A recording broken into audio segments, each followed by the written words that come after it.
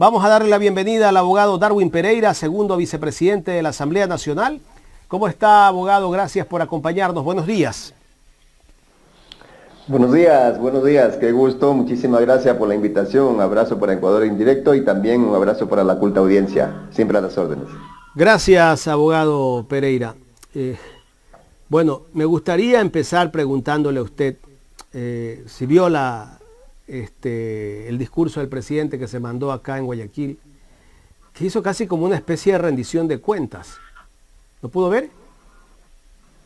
No, la verdad que yo ya no pierdo mi tiempo, obviamente escuchar al presidente Lasso es perder el tiempo, es escuchar un discurso sin sentido. A mí me enseñaron que en la vida uno tiene que juntarse con gente productiva y no con gente que le hace perder el tiempo, y el presidente hace perder el tiempo a los asambleístas, al país, y obviamente eso va en perjuicio. Es duro decir esto, pero va en perjuicio a todos los ecuatorianos. Bueno, yo le voy a decir algunas de las perlas que se mandó, ¿no? Primero, en uno de sus errores que cometió, dijo que una policía que fue atacada en un UPC acá en La Prosperina, en Guayaquil, le dio el pésame incluso a su familia, pero ella en realidad estaba en el hospital, todavía sigue hospitalizada. O sea, quiere decir que el presidente de la República no está informado de lo que pasa en el Ecuador. Después dijo que en su gobierno se han conseguido 275.000 empleos. Después dijo que hay 350.000 personas que han salido de la pobreza en su gobierno. Dijo también que hay 130.000 nuevos afiliados al IES. O sea, me sorprende, si hay 275.000 nuevos empleos, hay 130.000 nada más nuevos afiliados al IES. Eso lo dijo el presidente, no lo estoy diciendo yo. Bueno, en fin, y algunas otras perlas más. El presidente de la República nos habló ayer, antes de ayer, que el país está bien, que el país está boyante. Y quienes se quejan son los que no comulgan con él. Entonces tendrá un país entero que no comulga con él, porque el país entero sabe la difícil situación económica que estamos viviendo. El país entero ve cómo se desangra todo el Ecuador, ¿sí?, sin que haya un presidente que dé la cara. Hay un presidente ausente, solo sale para dar estos discursos y hablar una cantidad increíble de disparates, tiene una habilidad para hablar cada tontera. Él es como Alicia, vive en el país de las maravillas. Donde él vive no hace falta salud, donde él vive hay seguridad, donde él vive hay empleo, está boyante todo el mundo, sale un cocodrilo del agua, le rascan la barriguita, sale un tigre, viene, le rascan la cabecita, se va. Ese es el mundo, el submundo en el que vive el presidente. Obviamente, pues, él no está sintonizado con la realidad. Y yo creo que eso le hace mucho daño al país, le hace muchísimo daño al país. Lo que ha demostrado el presidente en este más de año y medio que lleva al frente al poder es que nunca estuvo preparado para gobernar. Nosotros creíamos que Lenín Moreno había sido el peor presidente de la historia. Este le ganó, pero de largo, a Lenín Moreno, y consecuentemente yo creo que el presidente debe reenrumbar su política económica, su política social. Caso contrario, no sé si el país lo vaya a soportar en realidad los 4 años, pero si es que lo soporta, va a dejar un país completamente en la ruina. Asambleísta, ¿usted se mantiene en que el presidente debe renunciar? Hace pocos días usted dijo eso. Así es, yo lo dije y lo repito. Si el presidente no trabaja, deje trabajar. Usted se dará cuenta, estamos en asamblea haciendo de tripas corazón para soportarlo al presidente, para poder hacer incluso una mesa de diálogo, para poder revisar esa bendita ley de inversiones que él tiene, con la que hemos llegado, haciendo ahí un poco de esfuerzos a un 89% de acuerdo. Si estábamos trabajando, estábamos en otra película, y él sale con el cuento de que nos va a mandar a la casa. Entonces lo que yo he dicho es, nos va a mandar a la casa, vámonos. ¿Sí? Vámonos, yo no le tengo miedo.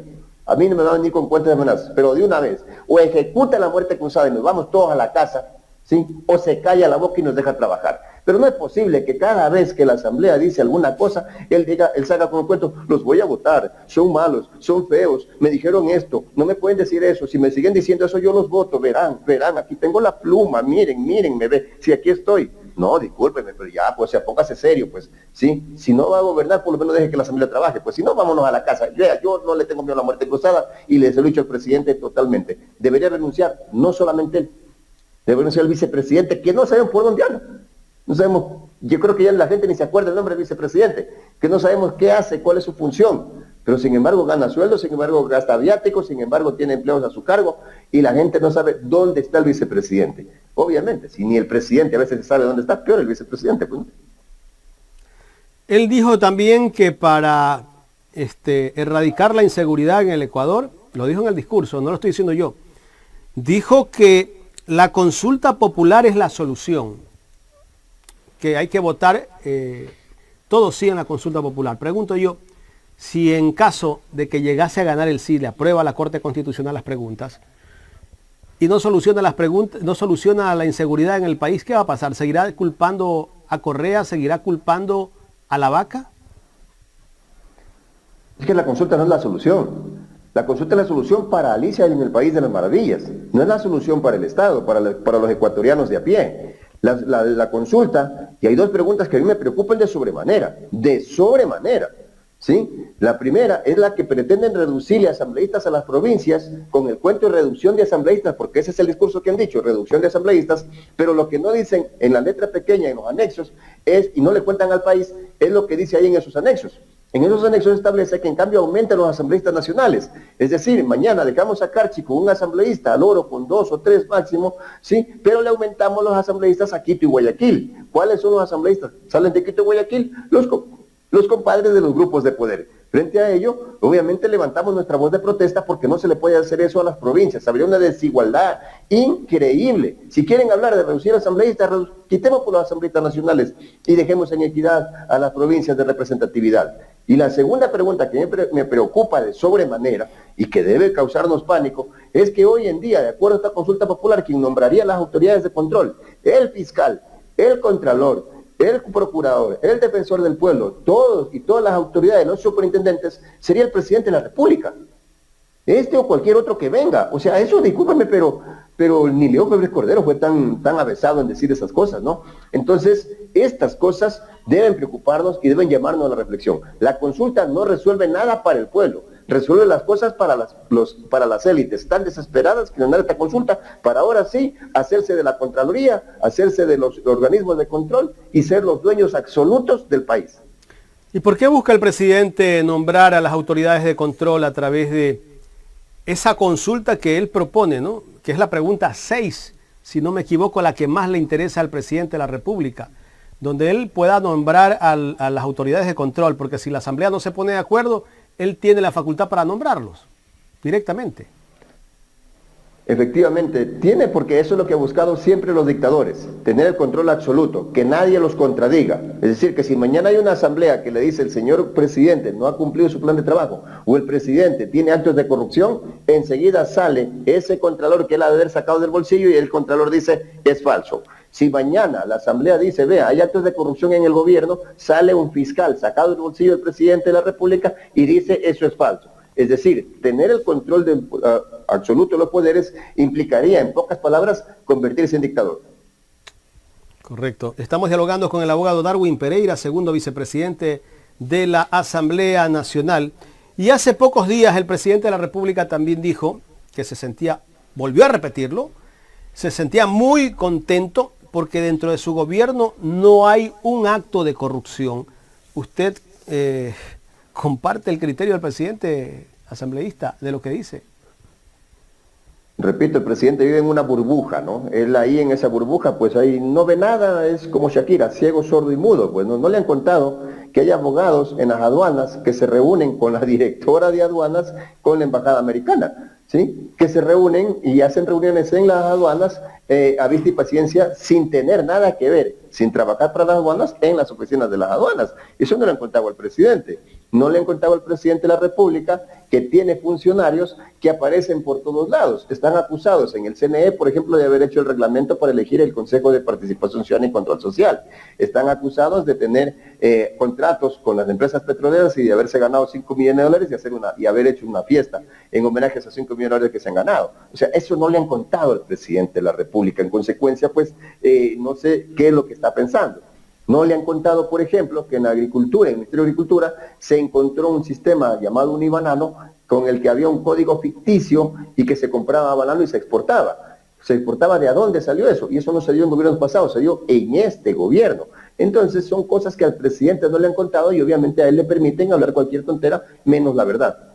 Hay ventas de cargos públicos también. Recuerdo hace poco el caso de Danubio, ¿no? Hablamos de un cargo en 30 millones de dólares. Efectivamente, no le han contado todas las investigaciones que se han abierto en la Fiscalía por los hechos de corrupción, por los viceministerios que se venden, por las ofertas de trabajo, por los precios, por las credenciales que ya se encontraron de funcionarios listos para entrar a trabajar en casas de particulares. ¿Cómo así credenciales de una institución pública en casas de particulares que se están investigando obviamente en el marco del operativo Danubio? O sea, estas cosas no le han contado al presidente, entonces él vive en una burbuja, repito, en la que no hace falta salud, no hace falta educación, no hace falta seguridad, hay todo es paz y amor, Feng Shui, vive meditando y tomando el té a las 4 y aquí no ha pasado nada. Mientras afuera nos están matando. Mientras afuera no podemos asomarnos a la calle porque enseguida nos pegan un tiro, o sea, están extorsionando, están criminalizando los delincuentes, los detenidos, los PPL están haciendo fiestas hasta con fuegos pirotécnicos. Entonces, discúlpenme, o sea, el presidente vive en una realidad y el Ecuador vive en otra. O sea, ahí hay una diferencia abismal entre la realidad que hay el presidente y la realidad que vivimos el resto de ecuatorianos. Asambleísta, el presidente cuando pone en una de sus preguntas que hay que reducir el número de asambleístas, esta es una pregunta un poco que va a inducir a la gente a que vote sí, porque la mayoría de la gente como que no ve bien a la asamblea, a la cantidad de asambleístas que tenemos. Y seguramente esa gente va a votar porque se reduzca el número de asambleístas.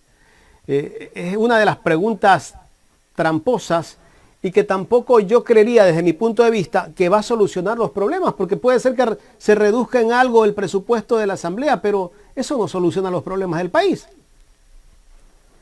No solucionan absolutamente nada porque el problema de la asamblea no pasa por cantidad, sino por calidad.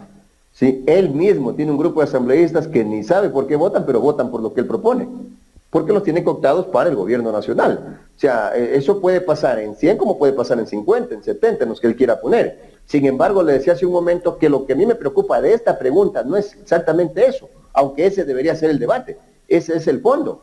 A mí me preocupa de esta pregunta que lo que hace es dejar con menos representación a las provincias pequeñas especialmente y darle mayor representación a las provincias grandes. Entonces, de los cálculos que tenemos, por ejemplo, Carchi pasaría a tener un asambleísta.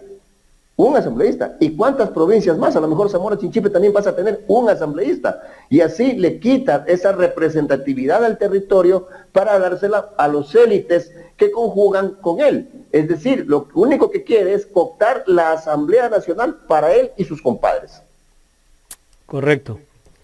El tema de la ley de inversiones, asambleísta Pereira, dice que más del 80% de esa ley como que ya se ha discutido y va por buen camino. ¿Qué parte de la ley de inversiones que ha mandado el presidente de la República no está bien o que tal vez va a afectar a los ecuatorianos? Todavía se deja ambiguamente, aunque han dicho que ya han corregido, pero no es así, la posibilidad de que el seguro social sea privatizado. Y eso no vamos a permitir y no vamos a votar por eso.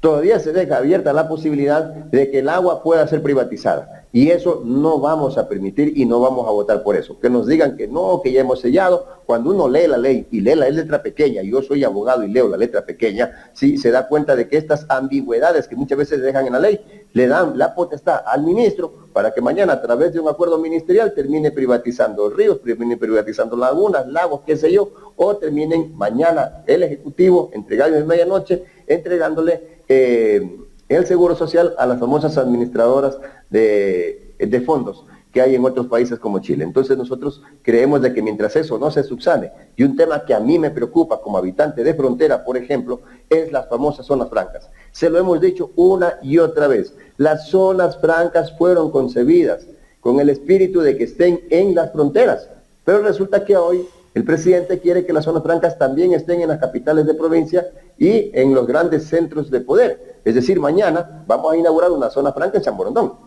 ¿sí? Y Huaquillas, y El Calchi, y Zapotillo, y Macará, que se mueran de hambre. cuando se trata de que las zonas francas sean una oportunidad para que las fronteras salgan de esta crisis económica durísima en la que viven por la desatención del mismo gobierno. Sin embargo, eso quieren cambiarlo y eso tampoco va a tener nuestros votos. Correcto. Asambleísta, cuando hablamos de la pregunta 6, el presidente de la República sabemos que no tiene los votos dentro de la Asamblea para hacer mayoría y nombrar a las autoridades de control. Hay la opción, ¿no?, dentro de esa pregunta, la posibilidad de que si la Asamblea no se ponga de acuerdo, el mismo presidente directamente nombre a las autoridades de control. Esa pregunta es la pregunta, yo creería, que más tramposa puede ser de todas.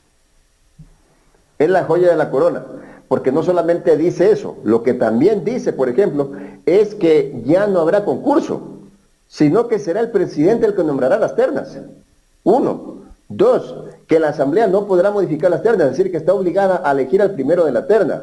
3. Que si no hay acuerdo en la Asamblea para elegirlo a él, el presidente designará a la persona que él crea que debe ser fiscal, que él crea que debe ser contralor, que él crea que debe de ser defensor del pueblo, procurador, qué sé yo. Es decir, al final del día lo que nos está diciendo esta pregunta es toda la nominación de autoridades pasa al presidente de la República, superintendentes, contralor, fiscal, etcétera.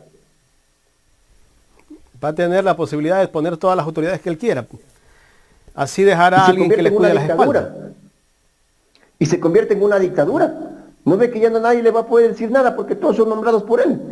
O usted puede decirle algo al presidente a través de un ministro. Como el ministro es nombrado por el presidente, él no puede hacer nada en contra del presidente. Él más bien ataca a que el presidente le diga, anda, atácalo fulano. Eso es lo que va a hacer el presidente mañana cuando tenga en sus manos al fiscal general de la nación. O cuando tenga en sus manos al Contralor General del Estado. O cuando tenga en sus manos al Procurador General del Estado. Entonces, eso es definitivamente, eso es hasta antipatriótico.